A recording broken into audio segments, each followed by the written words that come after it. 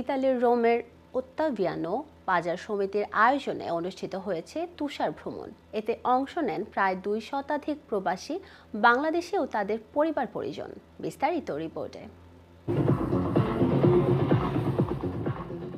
প্রবাস জীবনের কর্মব্যস্ততার ফাঁকে বিনোদন আর প্রশান্তির প্রত্যাশা নিয়ে ইতালির রোমের ওত্তাভিয়ানো বাজার সমিতির আয়োজনে তুষার ভ্রমণ অনুষ্ঠিত হয়েছে।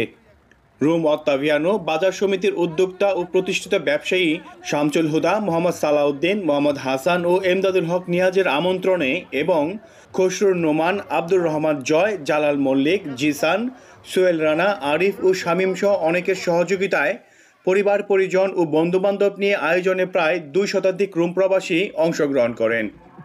রোম থেকে প্রায় 120 কিলোমিটার দূরে আব্রুজো অঞ্চলে কাম্পো ফেলিসের তুষার আবৃত পাহাড় এবং মনোরম প্রাকৃতিক দৃশ্য সবাইকে মুগ্ধ করে তোলে। বরফের নিস্তব্ধতা আর শান্ত পরিবেশ যেন কর্মব্যস্ত জীবনে এনে দেয় অনাবিল আনন্দ আর প্রশান্তি। এমন আয়োজন শুধু বিনোদনই নয়, প্রাকৃতিক সৌন্দর্য এবং শান্তি উপভোগের একটি সুযোগ বলে আয়োজকরা মনে করেন। আয়োজকরা বলেন, চাঁদের মতো ওত্তাভিয়ানোর তারারাও সমাজকে সুন্দর করে তুলতে ভূমিকা রাখবে। এই ধারা অব্যাহত থাকবে আগামীতেও। আকাশের চাঁদ যদি হাজারো চাঁদ বিচারে তাহলে চাঁদকেই বুঝবে, কিন্তু তারার যে একটা মূল্য আছে এটা হয়তো বা বুঝতে পারবেন না। এখানে অনেকগুলো তারা আছে ওত্তাভিয়ান থেকে এসেছে, আশা করি এই তারার মূল্যায়ন সবসময় এই সংগঠন থেকে পাবে, এই সমিতি থেকে পাবে। আমাদের উদ্দেশ্য ছিল আমরা যারা প্রবাসের মাটিতে আছি সবাই আমরা আনন্দ উপভোগ করব। ইনশাল্লাহ সবাই আমরা আনন্দ করেছি এবং কি সবকিছু সফলভাবে সম্পূর্ণ হয়েছে।